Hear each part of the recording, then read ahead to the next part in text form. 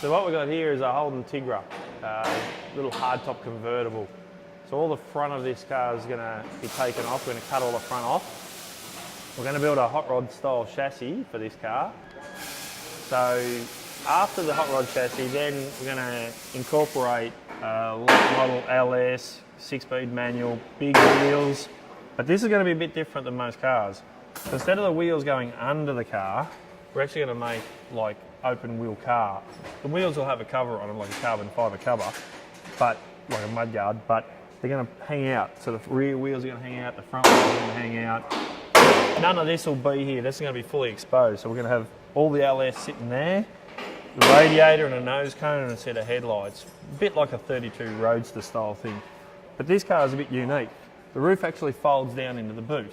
So when the owner wants to drive around, he's a fairly big guy and he actually fits. He's happy with this car, but it'll just be able to buzz into a convertible at any stage that he wants. And then he's going to have a hot rod, Roadster, coupe, depends on how you want to look at it.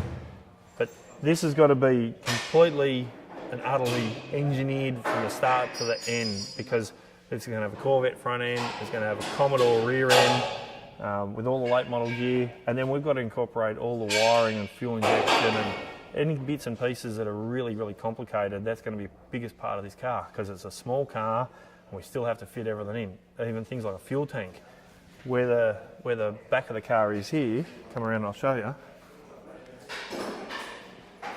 So in the back here, you can see all this here. Well, that's a spare wheel.